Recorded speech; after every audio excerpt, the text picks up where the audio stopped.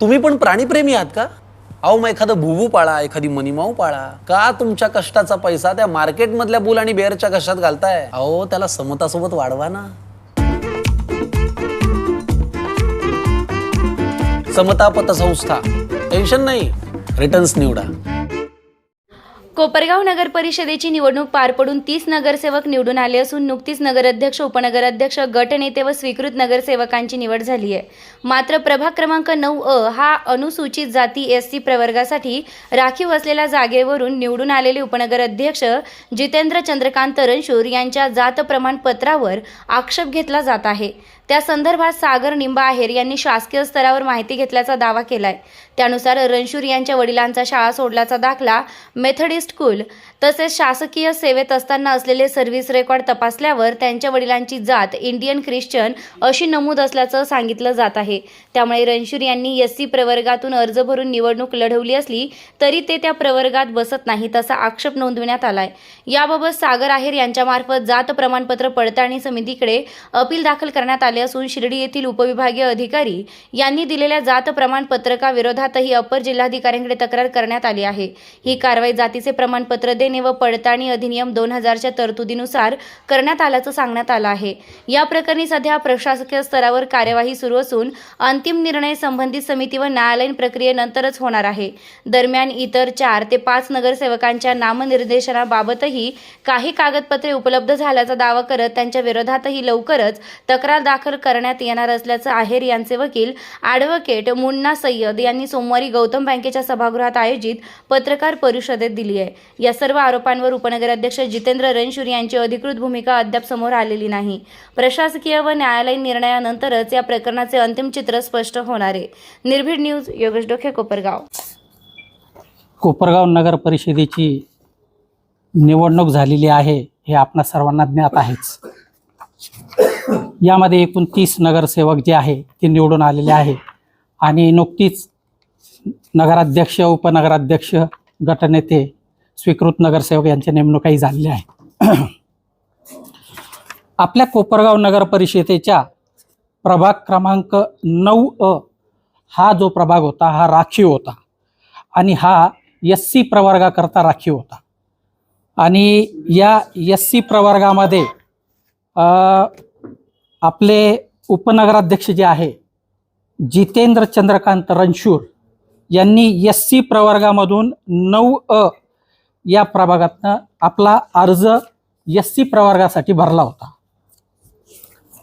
आता याच्यामध्ये काय झालं की आमच्याकडे आमचे अशील जे आहे सागर निंबाहेर यांनी या उपनगराध्यक्ष जितेंद्र चंद्रकांत रणशूर यांच्या SC प्रवर्गाबाबत शासकीय दरबारी माहिती घेतली असता हे जितेंद्र चंद्रकांत रणशूर जे आहे ते SC प्रवर्गात मोडत नाही अशी शासकीय दरबारातून त्यांच्याकडे काही कागदपत्र उपलब्ध झालेली आहे.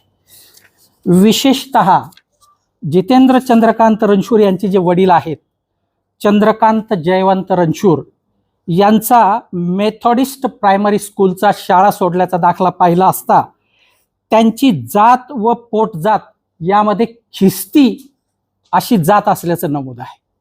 आणि प्रथमदर्शनीच जितेंद्र चंद्रकांत रणशूर जे आहे यांचे वडील जे आहे हे ख्रिस्ती या जातीचे असल्याचे या कागदपत्राच्या आधारावर दिसून येतं. तसंच आम्ही त्यांचं आणखी दुसरा एक दाखला मिळवला, त्यामध्ये बी त्यांची जात जी आहे ती ख्रिस्ती प्रवर्गातच आल्याचं जे काय आहे ते दिसून येत आहे.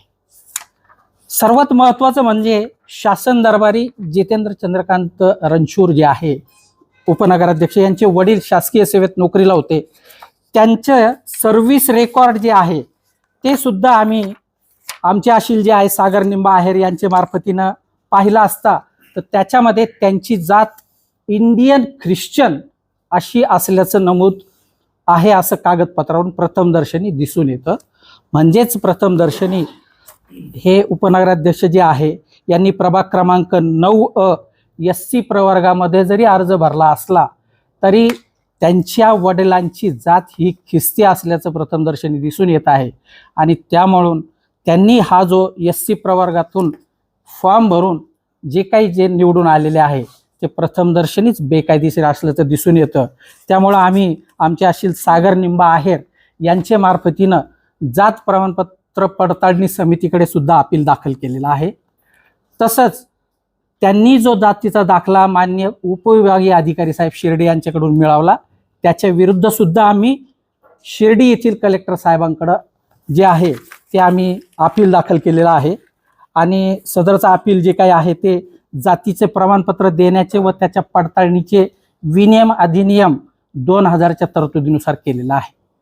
त्यामुळं प्रथमदर्शनीच जितेंद्र चंद्रकांत रणशूर उपनगराध्यक्ष यांच्या वडिलांची जात जी आहे ती खिस्ती कागदपत्राच्या आधारे दिसून येते. त्यामुळं आमच्या आशिलाचं असं म्हणणं आहे की जितेंद्र चंद्रकांत रणशूर हे जे आहे हे SC प्रवर्गात येत नाही. त्यांची जी नगरसेवक म्हणून ज्या प्रवर्गातून ते निवडून आलेले आहे त्यांनी शासनाला चुकीची माहिती दिलेली आहे. चुकीच्या कागदपत्राच्या आधारे त्यांनी त्यांचं नामनिर्देशन भरलेलं आहे. ह्या सगळ्या बाबी आम्ही वरिष्ठांकडे, जिल्हाधिकाऱ्यांकडे किंवा जात प्रमाणपत्र पडताळणी समितीकडे जे आहे त्या चॅलेंज केलेल्या आहे आणि त्या सध्या त्याची जी कार्यवाही आहे ती चालू आहे. त्याचप्रमाणे आम्ही इतर सुद्धा 4-5 नगरसेवक आहेत. त्या 4-5 नगरसेवकसुद्धा त्यांच्या बाबतीतही आम्ही काही कागदपत्र आमच्याकडे उपलब्ध झालेली आहे आणि त्यांनीही अशाच प्रकारे नामनिर्देशन चुकीचे भरून आणि आपल्या नामनिर्देशनामध्ये चुकीची माहिती देऊन नगरसेवक म्हणून निवडून आलेले आहे. त्याचीही काही कागदपत्र आमच्याकडे उपलब्ध झाली आहे. लवकरात लवकर आम्ही त्याच्या विरोधात सुद्धा कारवाई करणार आहोत. हा जात जी आहे ती एक प्रचलित जी आहे ती जात ही वडिलांकडून मुलाला लागते. मग जितेंद्र चंद्रकांत रणशूर यांच्या दाखल्यावर जरी त्यांची जात हिंदू महार जरी असली तरी त्यांच्या वडिलांची जात ही ख्रिश्चन असल्यामुळं आमचं असं म्हणणं आहे की आमच्या आशिलाचं असं म्हणणं आहे की कागदपत्राच्या आधारे तो जो काही जातीचा दाखला त्यांना निर्गमित केलेला आहे तो चुकीचा देखील केलेला आहे. त्या बाबतीत जो काही आहे न्यायालयासमोर उहापोह होणारच आहे.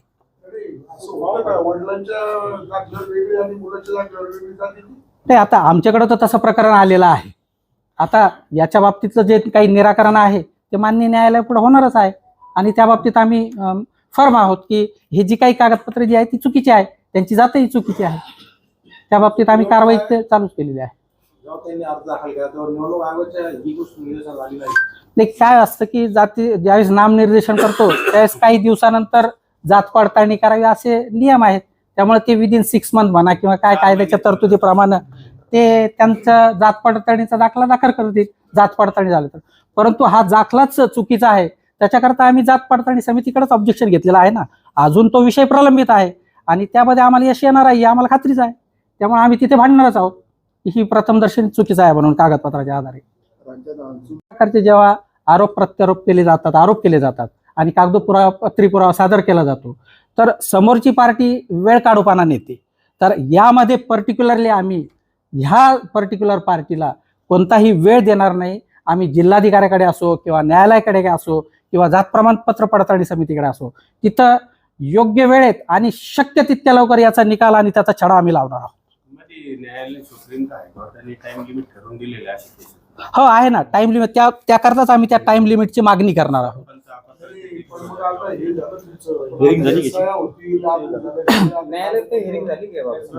नाही, आता दाखल केलेला आहे आम्ही, अजून हिअरिंग नाही झाले. नाही, आता हे जे आहे याच्या बाबतीमध्ये आम्ही प्रांताने जो दाखला दिला त्याच्या बाबतीत शिर्डी कलेक्टरकडे अपील दाखल केलेला आहे आणि प्लस यांच्या जात प्रमाणपत्र पडताळणी समिती जी आहे अहमदनगरच्या कार्यालयाकडे तिथे आम्ही ती हरकत नोंदवलेली आहे. प्रशासन स्तर झालं, न्यायालयात तुम्ही जाणार आहात? नाही, अजून तर तसं काही नाही. उचित वेळ आल्यास आम्ही न्यायालयातही जाणार आहोत या संदर्भामध्ये. परंतु जितेंद्र चंद्रकांत रणशूर आता प्रायमा फेसी दाखल्याचा विषय आहे आणि त्याचे जे अधिकार क्षेत्र आहे ते जात प्रमाणपत्र पडताळणी समिती आणि कलेक्टर यांच्याकडे असल्यामुळे आम्ही त्यांच्याकडे ती उचित कार्यवाही करणार आहोत.